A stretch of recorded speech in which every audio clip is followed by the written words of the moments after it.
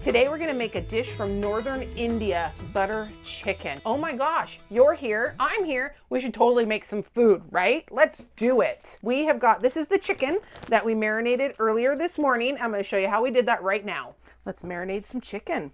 First thing we're gonna do is we're gonna cut our chicken up into nice bite-sized pieces. Think about the person who eats it and make sure the pieces are nice and easily manageable.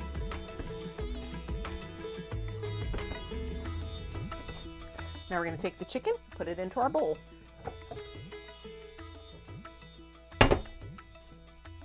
Our marinade for this consists of plain Greek yogurt, minced garlic, ginger paste. If you don't have ginger paste, you can just use minced ginger. You can use fresh ginger, just chop it up really small. As always, the full recipe is in the description below. We'll tell you exactly what we've put in here and how much. Now here we've got chili powder, turmeric, cumin, garam masala, and some salt.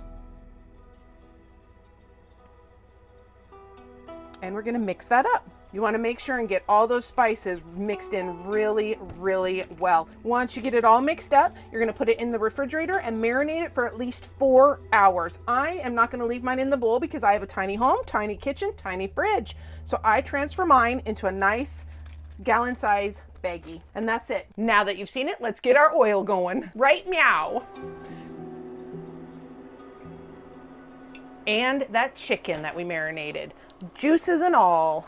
This looks like it has a lot of steps to it, maybe a lot of ingredients, but it's really so simple to make. And it is definitely one of our favorites in this household. We're gonna go ahead and get this browned up. While that's doing that, let's slice up some onions. So I'm gonna say something. I'm gonna tell you something. I'm gonna own up. I did try to make some naan bread earlier to go along with this beautiful dish tonight, and it was beyond an epic fail. How can you mess up naan bread? It is 3 simple ingredients, but I failed. So there's gonna be no naan bread tonight, but you know what? I never give up. I failed this time around. I won't fail again because I will keep trying and I will make it. I'm not worrying about cutting these up any smaller because everything's gonna end up in a blender. Not the chicken, of course. But let's go ahead and give that a stir and get that moving around in there.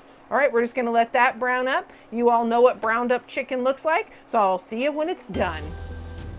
Our chicken is done, son. We're gonna remove the chicken to just this pan right here, juices and all. We're just gonna set that aside.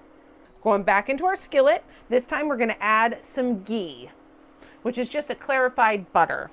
Maybe this is the butter part of butter chicken. Never thought about it. And we're gonna add in those onions that we sliced up.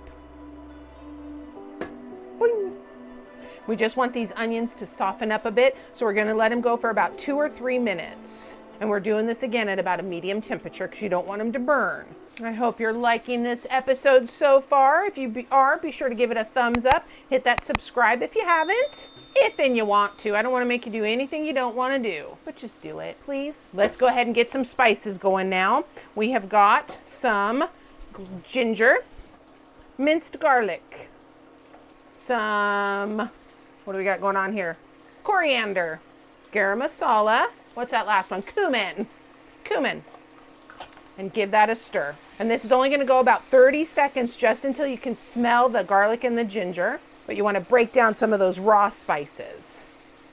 Oh, I can smell it. Now we've got some chili powder and some crushed tomatoes.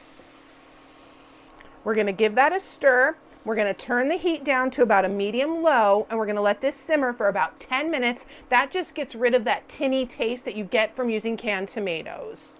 And it also helps develop those flavors of the spices that we're using. So 10 more minutes, we'll keep going.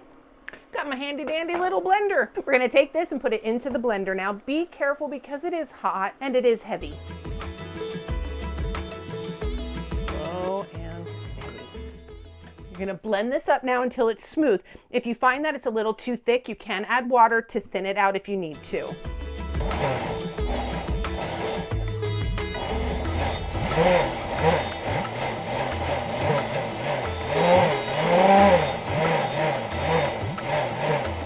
There we go. Back into the pan it goes. And it should be nice and smooth.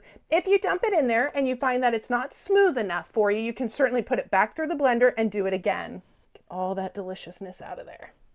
Now to this, I'm going to get that going again, turn it back on to just a low heat. And we're going to add some heavy cream.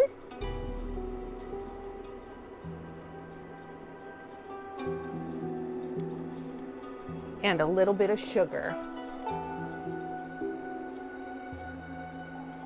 Mix that up really well, just to get all those flavors mixed in there. And we're gonna add our chicken back in now. If you get some of the juices back in, it is quite all right. It just adds more flavor. I'm just trying not to get too much of it in there though, because that'll thin it out also.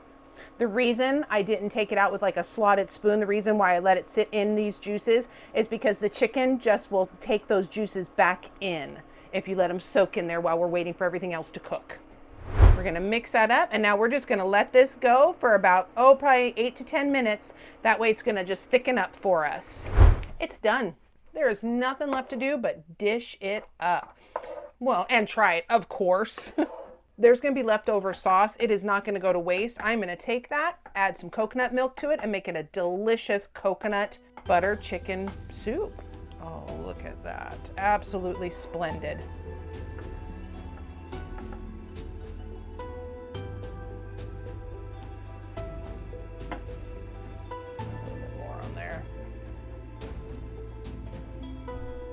That's it.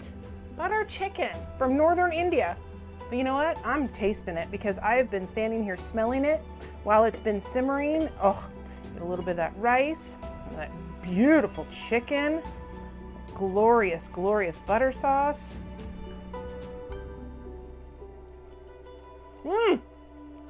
Oh man, that is so over the top good. I mean, there are so many flavors in there. The garam masala, the ginger, the garlic, the tomato. You get the tomato, but you don't get that tinny flavor. And that heavy cream just makes it very creamy, very luscious. It's just freaking amazing. I mean, I don't even know, there's no words to describe sometimes. There are no words.